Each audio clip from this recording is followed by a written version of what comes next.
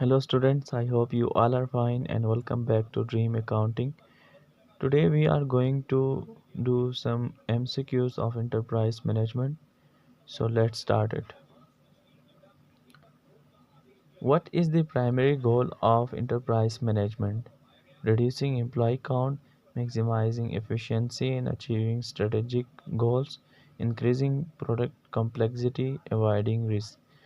ये पूछा जा रहा है कि इंटरप्राइज मैनेजमेंट का प्राइमरी गोल क्या होता है। तो प्राइमरी गोल इंटरप्राइज का रिसोर्सेज को इफ़ेक्टिवली यूज़ करना है और उसको एफिशिएंसी की तरफ लेकर जाना है ताकि हमारे जो ऑब्जेक्टिव्स है ऑर्गेनाइजेशन के उन्हें अचीव किए जा सकें। तो यहाँ पे जो सुटेबल ऑप्शन होगा वो बी होगा। देखते हैं maximising efficiency in achieving strategic goals enterprise management aims to optimize resource and align them with the organizational objectives। ठीक है, ओके। नेक्स्ट एमसीक्यू की तरफ मूव करते हैं। Which of the following is the core function of enterprise management? मैंने already बताया कि enterprise management का काम होता है रिसोर्स की एलोकेशन करना, प्रॉपर यूटिलाइजेशन को कंट्रोल करना और ऑर्गेनाइजेशन के स्ट्रेटेजिक ऑब्जेक्टिव्स को अचीव करना इंटरप्राइज मैनेजमेंट का काम है। तो इसमें भी ऑप्शन बी ही बनेगा। So we have enterprise management ensures resources like time, capital and labor are effectively allocated to meet organizational goals। तो रिसोर्स को ही कहेंगे। रिसोर्स की एलोकेशन का फंक्शन कौन करता है? Enterprise management.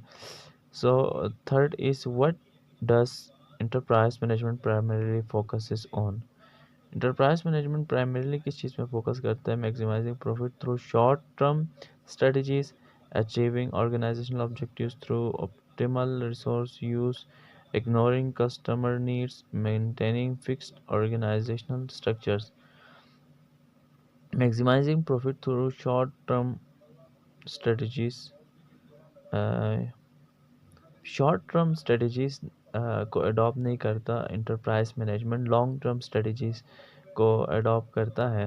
Achieving organisational objectives, ये प्रीवियसली स्टडी किया कि ऑर्गेनाइजेशनल ऑब्जेक्टिव्स को हासिल करने के लिए हम इंटरप्राइज मैनेजमेंट की सपोर्ट लेते हैं through the optimal resource use. Resource को हम रिसोर्स की लोकेशन करते हैं और उसकी ऑप्टिमल यूटिलाइजेशन को भी फोकस करते हैं। ओके, इग्नोरिंग कस्टमर नीड्स, अगर ये ही करें तो फिर कस्टमर्स की नीड्स को ही हम अंडरस्टैंड ना करें और उन पर उनको एड्रेस ना करें तो इंटरप्राइज मैनेजमेंट फेल हो जाएगा। And maintaining fixed organisational structure, organisational structure fix organisational maintaining fix organisational structure, organisation fix नहीं रहने चाहिए, हमेशा फ्लेक्सिबल रहने चाहिए, according to customer preferences and demands change होने चाहिए। इसी से ही फिर ऑर्गेनाइजेशन इफ़ेक्टिवली और एफिशिएंटली प्रोडक्टिविटी और सक्सेस की तरफ मूव करते हैं। तो यहाँ पे जो स्टेबल ऑप्शन होगा वो हमारे पास ऑप्शन बी होगा। Achieving organisational objectives through optimal resource use, enterprise management centers on using resource efficiently to achieve long-term goals। Okay, which concept describes the overall leadership and governance structure of an organization? enterprise management ही समझाता है हमें overall leadership को और जो organisation का जो governance structure है उसे हम इंटरप्राइज मैनेजमेंट में ही समझते हैं। Enterprise management involves overseeing the leadership and decision making process of an organization। Okay, इसके बाद है what is the common tool used in enterprise management for planning and analyzing an organization internal and external factors। Okay, वो कौन से tools है कि जिनके ज़रिए हम ऑर्गेनाइजेशन के इंटरनल और एक्सटर्नल फैक्टर्स को एनालाइज करते हैं? तो इसमें से स्वॉट एनालिसिस, स्वॉट कहते हैं strength, weaknesses, O for opportunities and T for threats analysis. ये स्टेबल ऑप्शन लगता है तो दूसरे भी देखते हैं। रिस्क एनालिसिस नहीं है, ब्रेनस्टॉर्मिंग नहीं है, इसमें इंटरनल और एक्सटर्नल फैक्टर को एनालाइज नहीं कर रहे। रिस्क में इंटरनल हो सकता है, ठीक है, लेकिन एक्सटर्नल फैक्टर्स नहीं है। और इस तरह ब्रेन स्टॉर्मिंग है और आउटसोर्सिंग है, तो इनमें से कोई भी नहीं है, पहला ऑप्शन बेस्ट है। तो हम पहले ऑप्शन को क्लिक करेंगे।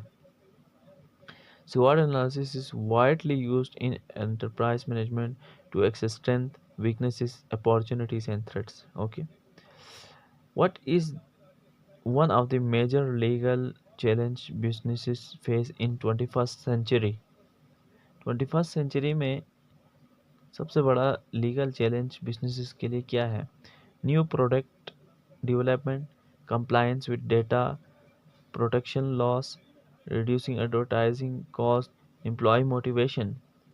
ओके, सो चूँकि 21st सेंचुरी टेक्नोलॉजी का दौर है, तो इसमें हम इंश्योर करेंगे कि जो टेक्नोलॉजीज़ हम यूज़ कर रहे हैं वो अकॉर्डिंग टू रेगुलेटरी फ्रेमवर्क्स हो, वो स्टैंडर्ड के मुताबिक ही चल रहे हो, वरना उसके लीगल रिस्क जनरेट हो सकते हैं। So the option here will be compliance with data protection laws. So as data become more crucial, businesses face increasing legal scrutiny. Scrutiny कहते हैं जांच पड़ताल करना, चेक करना regarding data protection and privacy की organization according to rules regulation चल रही कि नहीं, या डेटा की प्रोटेक्शन या प्राइवेसी को इंश्योर करता है कि नहीं, इस चीज़ की जांच पड़ताल करता है। Which of the following is an ethical issue in modern business? इनमें से कौन सा एथिकल इश्यू है मॉडर्न बिजनेस, नए बिजनेस में? मार्केट एक्सपेंशन, ये तो नहीं हो सकता। मार्केट एक्सपेंशन एक लीगल फैक्टर नहीं है, लीगल इशू नहीं है। और इसी तरह fair wages and working conditions, बिल्कुल ये हो सकता है, क्योंकि ये एथिक्स के हवाले से बात कर रहे हैं कि हमें किसी एम्प्लॉय को ना तो कम वेजेस देने चाहिए, ना किसी को फेवरेटिज्म के बेस पे ज़्यादा वेजेस देने चाहिए, बल्कि एक फेयर वेज मिलनी चाहिए। एंड वर्क कंडीशन को उसके लिए कंफर्टेबल और सूटेबल बनाने चाहिए। Increasing profit margins, increasing operational speed, तो इसमें से दूसरा ऑप्शन, बी ऑप्शन परफेक्ट है। तो चेक करते हैं। Okay, fair wages and working conditions, ensuring fair wages and good working condition is an important ethical concern in today business environment, which political factors often impact business decisions। देखिए politicians क्या करते हैं, politicians policies implement करते हैं। Which kind of policies, कि businesses से हम कितना टैक्स लेंगे, उन पर कैसी पॉलिसीज हम इम्प्लीमेंट करवाएंगे। तो पॉलिटिकल फैक्टर्स से बिजनेस पर किस तरह के इम्पेक्ट्स पड़ते हैं, तो यहाँ कस्टमर्स पे तो वो कोई इन्फ्लुएंस नहीं लगा सकते, या एम्प्लॉय की प्रोडक्टिविटी में भी कोई रोल अदा नहीं कर सकते, मार्केटिंग स्ट्रेटजीज में भी कोई रोल अदा नहीं कर सकते, लेकिन टैक्सेशन पॉलिसीज़ में वो रोल अदा कर सकते हैं, तो और वो इम्पेक्ट लगा सकते हैं अपना। तो यहाँ देखते हैं, tax policies can directly influence business profitability and decision making. Social factors influencing enterprise management may include customer preference and cultural diversity, machine efficiency, marketing tactics, governance subsidies. Social factors influencing enterprise management may include वो social factor जो कि enterprise management को influence करते हैं, उनमें शामिल है customer की प्रेफरेंसेस और कल्चरल डाइवर्सिटीज़, मशीन एफिशिएंसी तो नहीं होगा, मार्केटिंग टेक्टिक्स भी नहीं होगा, गवर्नेंस स्टडीज भी नहीं होगा। पहला ऑप्शन परफेक्ट है। Okay, we have the first option, that is customer preference and cultural diversity.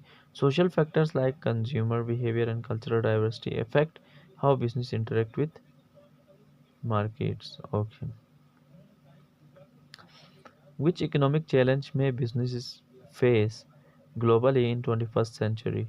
Fluctuation in currency rates, stable inflation rate, increase in working hours, high profit rates।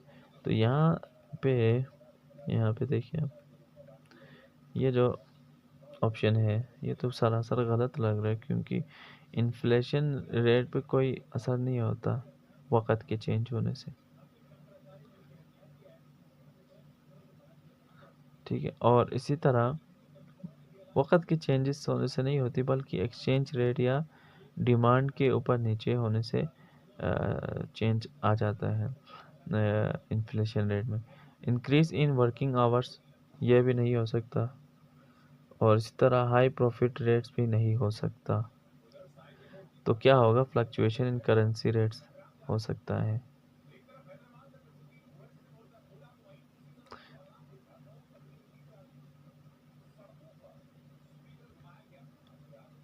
Okay, so we have next question. Which economic challenge may businesses face globally in 21st century?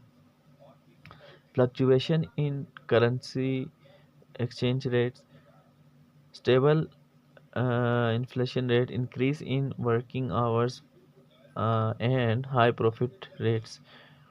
तो यहाँ पे मैं आपको समझाने की कोशिश करूँगा। देखिए, सबसे पहला ऑप्शन है, ये तो करेक्ट ऑप्शन होगा। बाकी ऑप्शंस क्यों नहीं होंगे वो मैं समझाता हूँ। With the passage of time currencies में फ्लक्चुएशंस चेंजेस आती रहती है, ये पहला ऑप्शन करेक्ट है। अब जो दूसरा, तीसरा और चौथा एमसीक्यू है वो गलत क्यों है, ये समझाने की कोशिश करूँगा। देखिए, एक्सचेंज रेट के चेंज होने की वजह से इन्फ्लेशन रेट में भी फ़र्क आता है। ठीक है, तो स्टेबल नहीं रहेगा, इन्फ्लेशन रेट स्टेबल नहीं रहेगा, बल्कि ये भी क्या होता रहेगा, ये चेंज होता रहेगा, ये भी चेंज होता रहेगा। और इसी तरह इंक्रीज इन वर्किंग आवर्स, ऐसा थोड़ी ना होता है कि वक्त के साथ साथ टाइमिंग इजाफा होता है, बल्कि टाइमिंग तो कम होता रहता है, क्योंकि टेक्नोलॉजी इम्प्लीमेंट करते हैं, तो टेक्नोलॉजीज़ बहुत रैपिडली उन कामों को परफॉर्म करते हैं। तो तीसरा ऑप्शन भी गलत है, हाई प्रॉफिट्स। ऐसा तो नहीं हो सकता कि with the passage of time हमारे जो प्रॉफिट्स है वो बढ़ते जाए, कम भी हो सकते हैं। It depends on their operational activities, right, not on the time. तो तीसरा ऑप्शन भी गलत होगा यहाँ पर, पहला ऑप्शन हमारे पास दुरुस्त है। Okay, now we have which are these is an international challenge that companies face. Operating in a single domestic market, adhering to the local employment laws only, managing cultural difference and multiple regulations, ignoring global market trends. Organisation के लिए, companies के लिए international challenge क्या होते हैं जो कि internationally business को लीड कर रहे होते हैं। तो आप थोड़ी देर के लिए सोचें कि इंटरनेशनली क्या इम्पेक्ट हो सकते हैं या क्या चैलेंजेस हो सकते हैं कंपनीज के लिए जो ग्लोबली अपना बिजनेस रन कर रहे हैं। तो उनको इंटरनेशनल लॉस के मुताबिक चलने होंगे, अगर नहीं चलेंगे तो उन पर पाबंदियाँ लग सकती है, उन पर चार्जेस लग सकते हैं। तो यहाँ पर जो ऑप्शन है, adhering to the local employment laws only, no, managing cultural difference and multiple regulation, sorry. यहाँ पर इसके अलावा एक और भी ऑप्शन बन सकता है, वो इस तरह से कि जो business, let's suppose we have a business, और वो बिजनेस इंटरनेशनली रन हो रहा है। तो इंटरनेशनली रन हो रहा है तो उसका मतलब ये है कि यहाँ पे पाकिस्तान से भी बंदा आकर काम कर रहा है, यहाँ पर इंडिया से भी बंदा आकर काम कर रहा है, यहाँ पर बांग्लादेश से भी बंदा आकर काम कर रहा है, यहाँ पर अमेरिका से भी बंदा आकर काम कर रहा है। इंटरनेशनल ऑर्गेनाइजेशंस में या इंटरनेशनली जब बिजनेस लीड कर रहे हैं तो हर किस्म का बंदा यहाँ पर हो सकता है। तो इनके कल्चर्स में डिफरेंस आ सकते हैं। तो इनकी कल्चर्स के डिफरेंस का जो डिफरेंस है वो एक पोटेंशियल चैलेंज हो सकता है ऑर्गेनाइजेशन के लिए। ठीक है, और रेगुलेशंस की भी मैंने बात की थी, आपको पहले बताया था कि इंटरनेशनल जो लॉस होते हैं उनको फॉलो करने होते हैं, वरना वरना उन पर पेनल्टीज लगती है, ठीक है, कंपनीज पर। तो यहाँ पर यही बताया गया है कि managing cultural difference and multiple regulations, तीसरा ऑप्शन यहाँ पर हमारे लिए करेक्ट साबित होगा। देखते हैं, तो हमारे पास है managing cultural difference and multiple regulations. Global companies must navigate different cultures and legal system when operating internationally। ठीक है जी, तो उम्मीद करता हूँ आपको ये समझ आया होगा। इसके बाद हम नेक्स्ट की तरफ मूव करते हैं। The technological challenge of cyber security involves technological challenge of cyber security involves ensuring data protection against threats, बिल्कुल सही कह रहा है। और उसके बाद buying cheaper technology, avoiding use of cloud computing, enhance customer interactions। enhance customer interactions थोड़ा सा नो चैलेंज की बात की गई है, चैलेंज नहीं है ये, बल्कि टेक्नोलॉजिकल बेनिफिट्स हैं, ये बेनिफिट है। और ये अवॉइडिंग यूज़ ऑफ, ये भी बेनिफिट है, और हम इसको अवॉइड करें तो ये तो चैलेंज नहीं होगा। और यहाँ पे बाइंग चीपर टेक्नोलॉजी, ये चैलेंज नहीं है। थोड़ा सेंस बनता है इस ऑप्शन बी का कि एक चैलेंज बन सकता है टेक्नोलॉजिकल, लेकिन चूंकि साइबर सिक्योरिटी के हवाले से बात की गई है, तो डेटा की प्रोटेक्शन के हवाले से जो थ्रेट्स हैं या वर्नरेबिलिटीज़ हैं, उनको इंश्योर करना एक चैलेंज बन जाता है due to implementation of new technology. तो यहाँ पर जो परफेक्ट ऑप्शन हमारे पास बनेगा वो हमारे पास ऑप्शन ए बनेगा। लेट्स सी, तो हमारे पास ऑप्शन ए ही बन रहा है। Cyber security is about protecting sensitive data from breaches and other digital threats. Okay, what is the biggest impact of AI on enterprise management. Okay, so ये बहुत आसान सा क्वेश्चन है। Creating job in security, wrong, ऐसा तो हो ही नहीं सकता। इंक्रीजिंग प्रोडक्शन कॉस्ट, प्रोडक्शन की कॉस्ट को कम किया जाता है, ना कि बढ़ाया जाता है। अगर यहाँ पे कम आता तो this would be A right option. Replacing communication system, replacing communication system, AI artificial intelligence क्या काम क्या करता है। तो एआई हमारे लिए बहुत सारे टास्क को सिंप्लीफाई करता है, ठीक है। लाइक कोई क्वेश्चन है, आपको नहीं आ रहा, आप एआई से पूछते हैं, तो एआई आपको जवाब देता है सिंप्लीफाई करके, ठीक है। तो ये क्या करता है, ये एआई का काम है। तो इंटरप्राइज मैनेजमेंट में भी रूटीन टास्क को जो रिपीटेडली परफॉर्म किए जाते हैं, उनको सॉल्व करने के लिए एआई सॉफ्टवेयर्स का इस्तेमाल किया जा सकता है। तो करेक्ट ऑप्शन हमारे पास है D. AI can streamline operation by automating repetitive tasks, allowing for efficiency and innovation. Okay. So which of the following is not a social challenge? इनमें से कौन सा social challenge नहीं है? Changing demographics, shifts in consumer behavior, sustainable waste management, compliance with foreign trade agreements। नहीं है, ये पूछा गया है। तो मेरे ख्याल से compliance with foreign trade agreements, ये भी कंप्लायंस विथ, ये एक चैलेंज है, नॉट ए चैलेंज का पूछा गया है। सस्टेनेबल वेस्ट मैनेजमेंट भी एक चैलेंज है। इस तरह शिफ्ट इन कंज्यूमर बिहेवियर भी एक चैलेंज है, जो कि बार बार ऑर्गेनाइजेशन को देखना पड़ता है कि कंज्यूमर किस तरह डिमांड कर रहे हैं, उनके प्रेफरेंसेस क्या है, रिक्वायरमेंट्स क्या है, तो उसके हिसाब से उनको अपने ऑर्गेनाइजेशन का स्ट्रक्चर चेंज करना होता है। सस्टेनेबल वेस्ट मैनेजमेंट, वेस्ट को कम करना होता है ताकि कॉस्ट कम से कम लगे, तो ये भी एक चैलेंज है। कंप्लायंसेस भी एक चैलेंज है।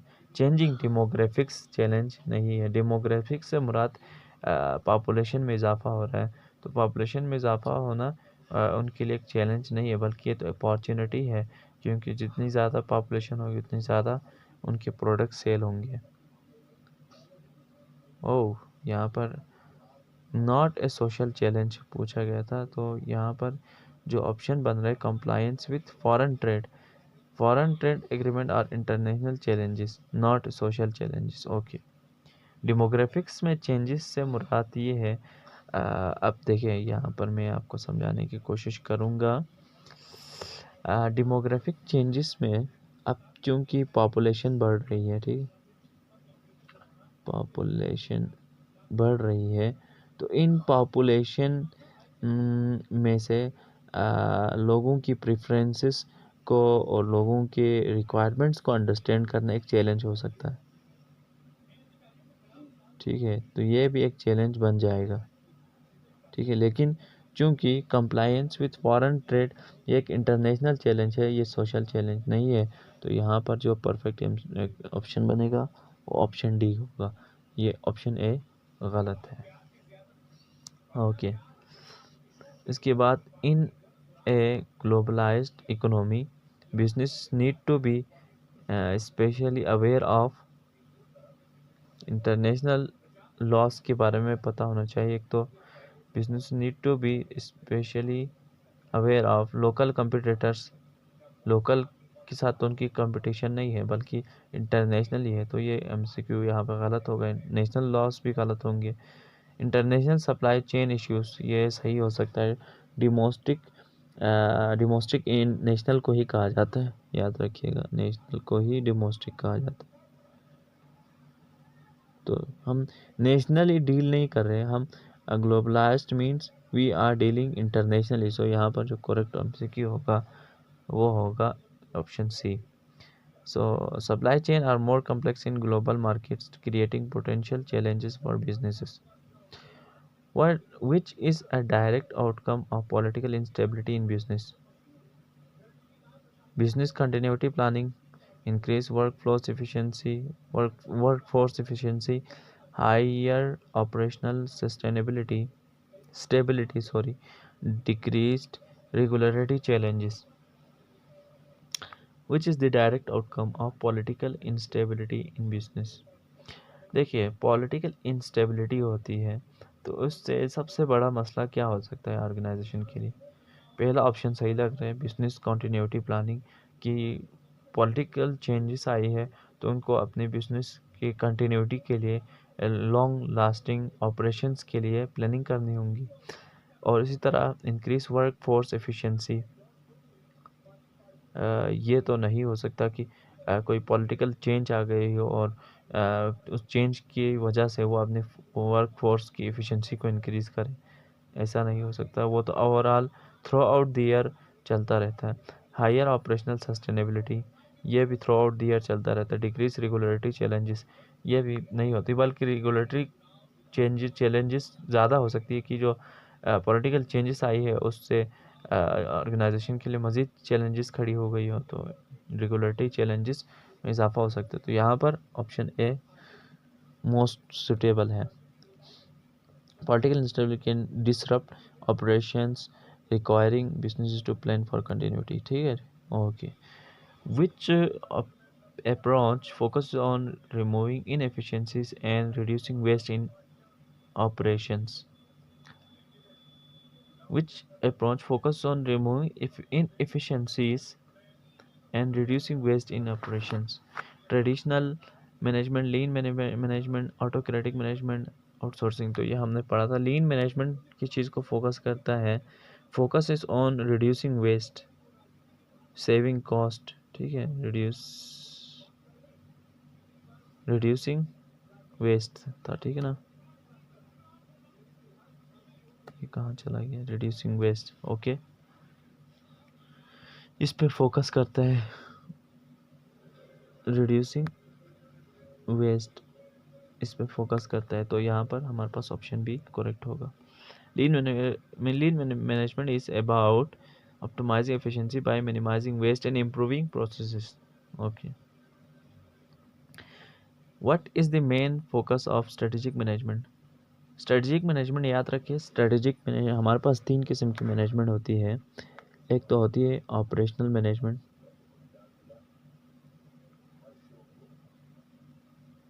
ठीक है, ऑपरेशनल मैनेजमेंट होती है, और एक होता है स्ट्रेटजिक मैनेजमेंट। स्ट्रेटजिक मैनेजमेंट, तो स्ट्रेटजिक मैनेजमेंट फोकस करता है on long term goals, long term goals. और जो ऑपरेशनल मैनेजमेंट होता है, ऑपरेशनल मैनेजमेंट फोकसेस ऑन, किस चीज़ पे फोकस करता है, on short term goals, short term goals पे फोकस करता है। और स्ट्रेटजिक लॉन्ग टर्म गोल्स पे फोकस करता है।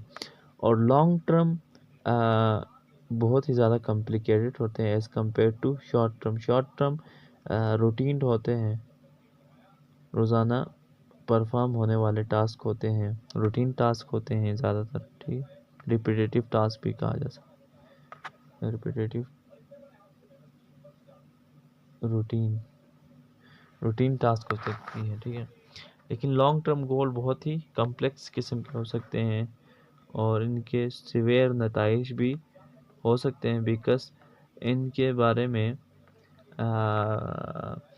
जो मैनेजमेंट है उस उनमें खुद एम्बिग्युइटी हो सकती है, ठीक है। ओके, सो हमारे पास है लॉन्ग टर्म कम्पिटिटिव एडवांटेज, ठीक है। ओके, उसके बाद है which management approach empowers employ to participate in decision making.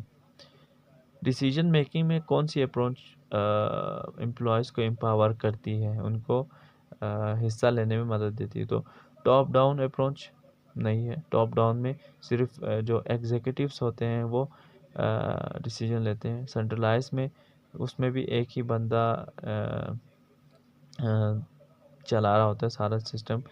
Participatory में होती है। ओके, पार्टिसिपेटरी में क्या होता है, तमाम एम्प्लॉयज़ शामिल होते हैं फॉर मेकिंग डिसीजंस, वो अपने राय पेश करते हैं और देन तमाम लोगों की राय के बाद उनमें से एक फैसले पर वो डट जाते हैं। अथॉरिटेरियन मैनेजमेंट, इससे मुराद जिस बंदे के पास अथॉरिटीज़ हो, पावर्स गिवन हो, वो अगर डिसीजन मेकिंग करे तो उसे अथॉरिटेरियन मैनेजमेंट कहा जाता है। तो इसमें ऑप्शन होगा C. Participatory management encourage employees involvement in decision making process. The primary goal of change management is to increase the organization resistance to new ideas, help organization adopt to new processes smoothly, promote managerial control, eliminate external competition. Change management का primary goal क्या होता है? Change management का primary goal organisation ने जो changes लाई है उनको smoothly run करना है। तो यहाँ पर ऑप्शन होगा हमारे पास help organisation adopt to new processes smoothly. बाकी जो ऑप्शंस हैं वो देखते हैं। Increase the organisational resistance to new ideas, resistance produce generate नहीं करता, बल्कि वो तो उन चेंजेस को, उन नए आइडियाज़ को इम्प्लीमेंट करने के लिए एक वे प्रोवाइड करता है। तो ये ऑप्शन ए गलत है। प्रोमोट मैनेजरियल कंट्रोल गलत है। कोई कंट्रोल प्रोवाइड नहीं करता, बल्कि जो चेंजेस ऑर्गेनाइजेशन में आई है उनको एक ऑर्गेनाइज्ड वे में कंडक्ट करने के लिए एक वे प्रोवाइड करता है। Eliminate external competition, external competition को तो ख़त्म नहीं करता, ये तो एक्सटर्नल कंपटीशन को बढ़ाता है। जब हम ऑर्गेनाइजेशन में चेंजेस लाते हैं तो हम अपने ऑर्गेनाइजेशन की कम्पिटिटिव एडवांटेज को बढ़ा रहे होंगे। Help organization to adopt new processes smoothly. Change management is about facilitating smooth transitions during organizational changes. In decentralized management, decision making is decentralized में क्या होता है, मैं एक डायग्राम बनाता हूँ, उससे आपको समझाने की कोशिश करूँगा। सेंट्रलाइज्ड सोचे, ये एक सेंटर है, ये एम्प्लॉयज़ हैं, ये सारे एम्प्लॉयज़ हैं, और ये जो सेंटर में जो बंदा बैठा है ये इन तमाम लोगों को कंट्रोल कर रहा है, तो इसे कहते हैं सेंट्रलाइज्ड। ये सारे एम्प्लॉयज़ है। ओके, तो एक जो बंदा सेंटर में बैठा है वो टॉप लेवल मैनेजमेंट पे होगा और वो तमाम एम्प्लॉयज़ को संभाल रहा होगा। लेकिन डिसेंट्रलाइज में क्या होता है, ऐसा होता है डिसेंट्रलाइज एक नेटवर्क शेप में होता है। ठीक है, लेट्स सपोज, और ये जो एंड है ना, एंड, इन तमाम एंड्स पे एम्प्लॉयज़ हैं। ये एम्प्लॉयज़ हैं, ये यहाँ पे भी एम्प्लॉय है, यहाँ पे भी। यहाँ पे कोई भी डिसीजन इंडिविजुअली नहीं ले रहा, बल्कि हर कोई शेयर कर रहे हैं डिसीजंस। ठीक है, हर कोई शेयर कर रहे हैं और हर कोई अपनी मर्ज़ी के मालिक है कि वो किसी किस्म का भी डिसीजन दे सकते हैं। तो डिसेंट्रलाइज में हर किसी के पास ऑप्शन होता है कि वो डिसीजन मेकिंग में हिस्सा ले लें। तो concentrated eight the top level नहीं होता, वो तो सेंट्रलाइज्ड में होता था।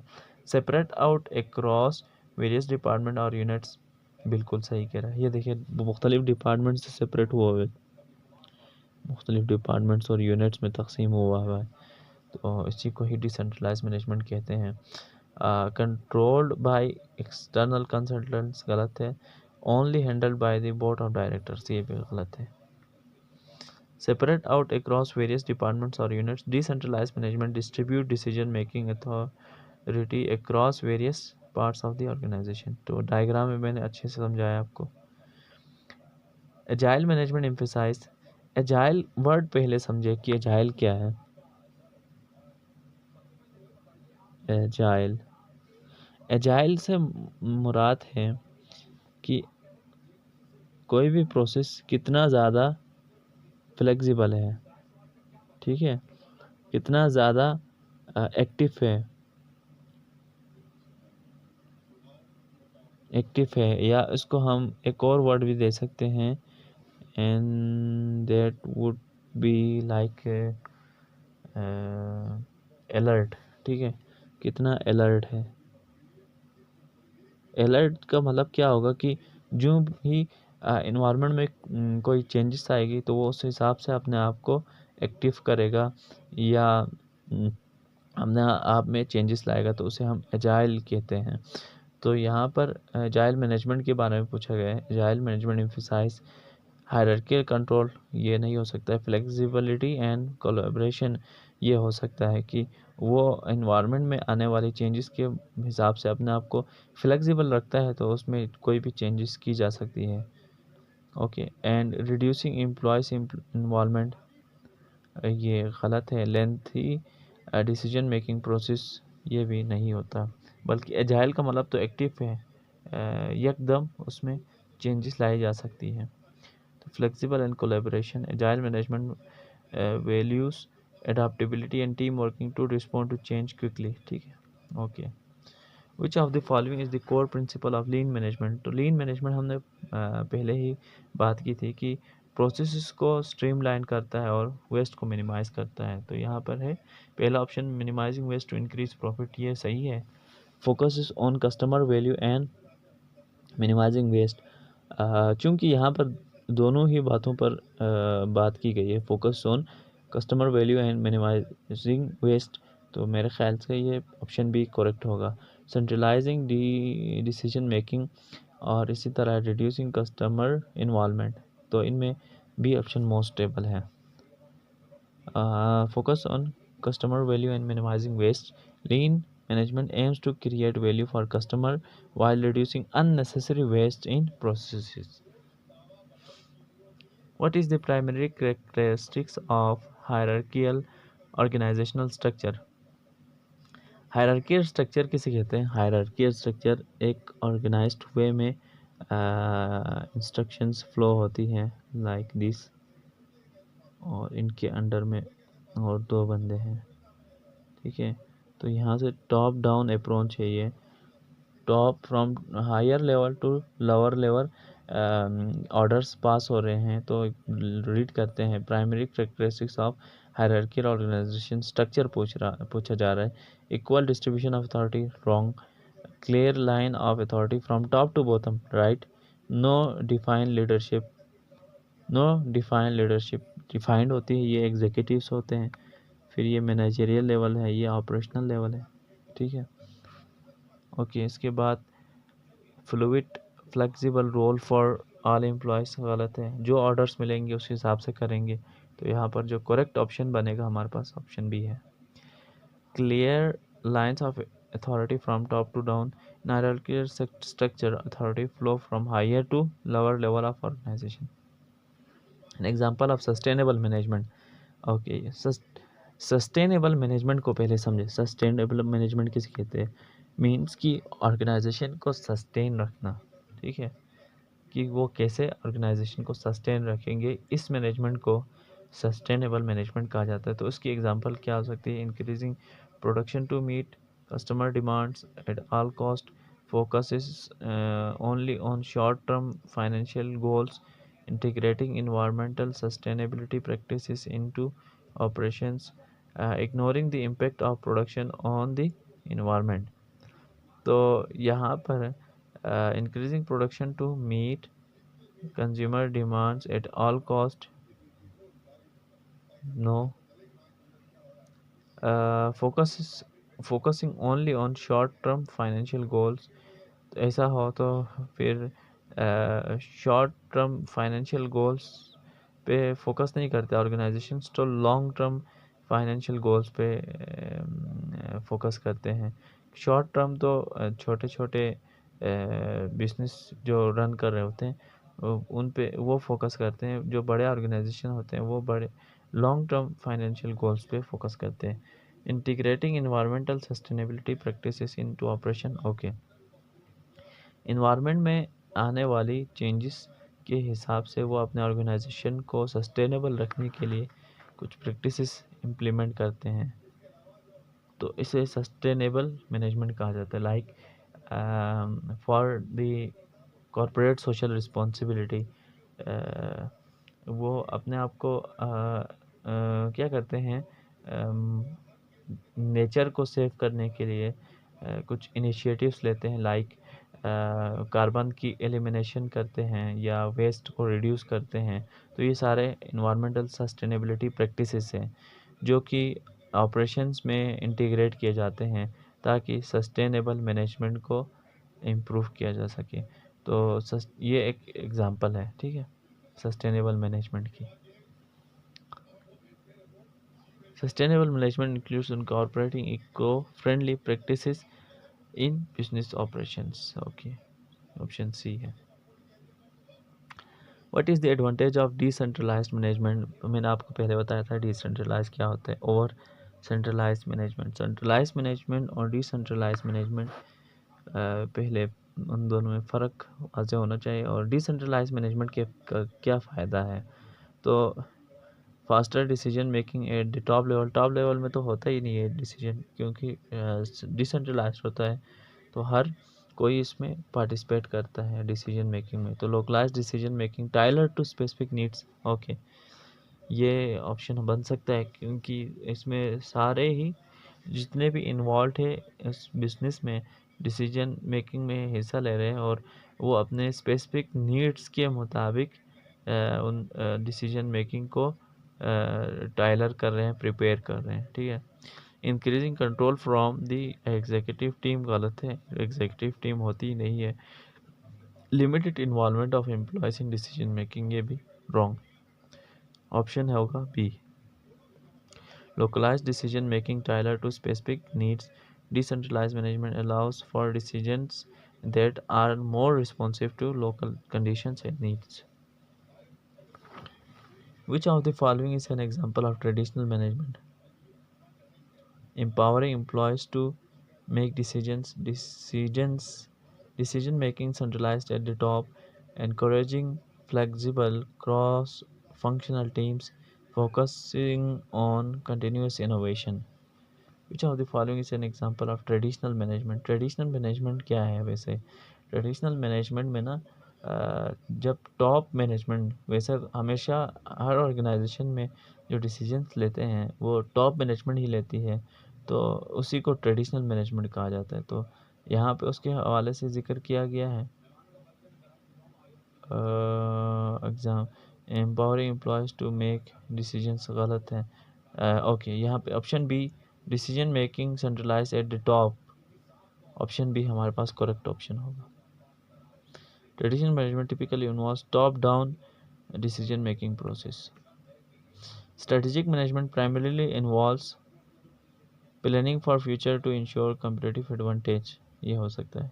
शॉर्ट टर्म फाइनेंशियल प्लानिंग नहीं हो सकता, पहले बताया। Reducing employees wage to cut cost, ये भी नहीं हो सकता। Managing day to day activities, ये तो ऑपरेशनल मैनेजमेंट में होती है। स्ट्रेटेजिक मैनेजमेंट में फ्यूचर में लॉन्ग टर्म गोल्स को हासिल करने के लिए इम्प्लीमेंट किया जाता है, तो ये ऑप्शन बी है। Strategic management focus on future oriented planning to maintain a competitive advantage या competitive edge. What does lean management seeks to maximize? तो customer value while minimizing waste, जो ऑप्शन सी है ये करेक्ट होगा।